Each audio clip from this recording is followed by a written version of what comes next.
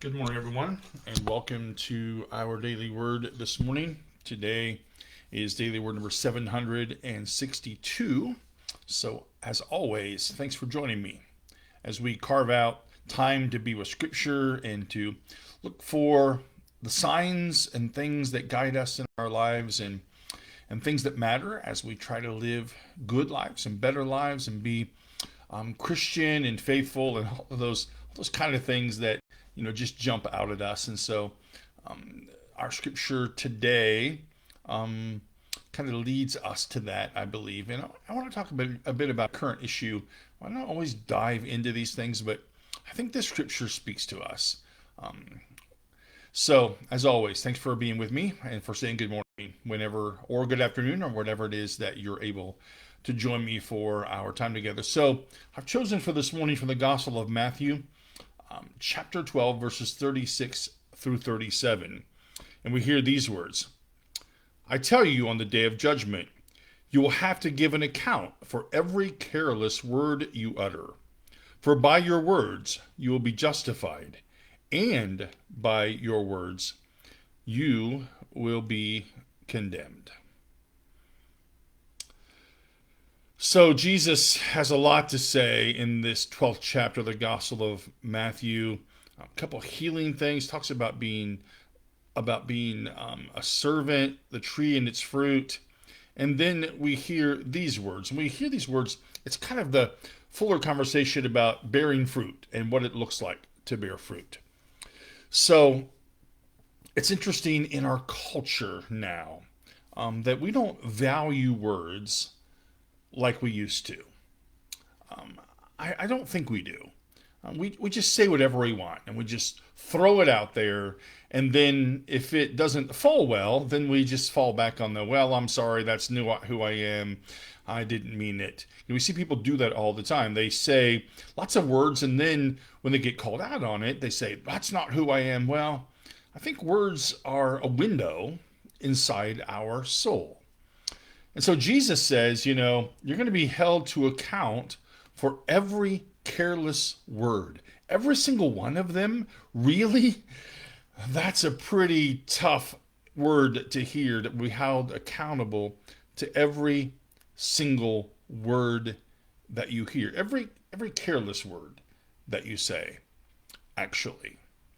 So it's interesting where we are in our culture. So I've talked about this before, politicians, athletes, preachers, teachers, people in the public eye, and I'm not taking political sides, folks who we're such in this name calling thing, and politicians now who challenge each other to a boxing match or a fight. I don't get it. But these words that are said with such careless notion of where they're falling, Jesus would warn against that and does warn against that. There is a big controversy now about a song written by someone else. The singer doesn't write his own songs, I don't believe. Written by someone else about this whole small town thing. And of course, now he's lashing out to all of it and has lots to say. And here's the thing about it. I think he should take a hard, long look at everything he has to say. The lyrics to the song, where the video was shot, all those things, and just wonder, gee, could I say something better? Could I say something different? Are all of these words careless? Can they lead us in a wrong direction? All that being said is a reminder to me in this text that we really are called to build each other up with words, to edify each other with the words that we say, to be careful about things that come out of our mouths, because it's important. And I wonder for us, just you and me, I'm not talking about all these other folks who I mentioned, politicians and celebrities. Look, I'm not going to change their mind. Apparently, name calling gets votes. I don't know why, but apparently it does. But I think what matters still for us, for you and for me, because For you and for me, we're the ones, who we're talking about. We're the ones who live together in community. It still matters when you and I say, I'm sorry. It still matters when you and I say, what can I do? It still matters when you and I say, I owe you repair. I'd like to and repair a situation. It matters when you and I might say, I didn't know then, but I know better now, and I'll do better. We really could say and share with each other, look, I really regret saying that. I wasn't thinking. You deserve better. We really should be saying to each other, will you forgive me? If Jesus counts the words that justify as well as the ones that condemn us, which I believe, that means I still have plenty of time to fix what my carelessness has done, as do we all. And I think these things are so important in our culture. We've just missed it so much. When I was growing up, when I was a kid in high school, a basketball player, in choir, all the things that I did that were just great, great things that I did in my life. We were warned all the time by coaches and choir directors and everybody, look, your words matter. When we were basketball players, a high school basketball player, our coach always reminded us, look, you're not only just a basketball player when you're in the gym. You're a member of this team everywhere you go.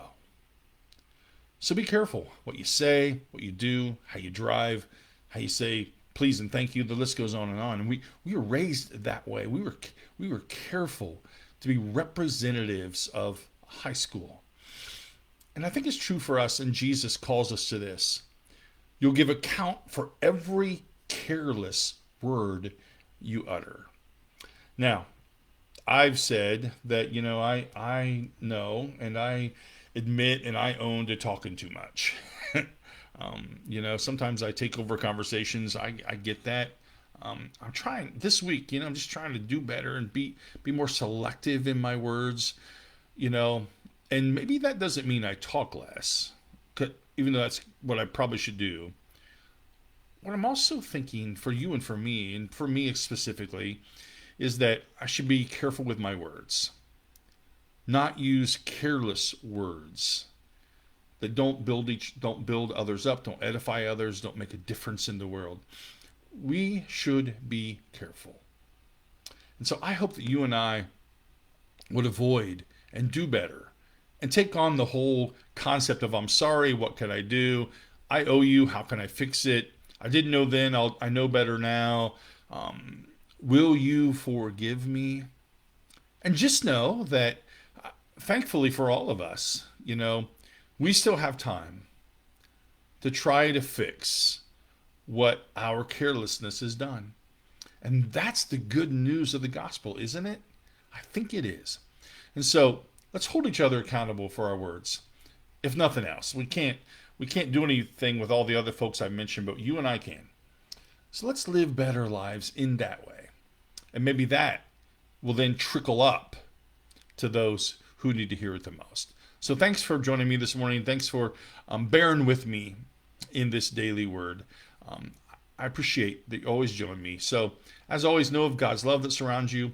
Know of my love for you. And I'll see you tomorrow morning at 10 o'clock. Have a great day, my friends.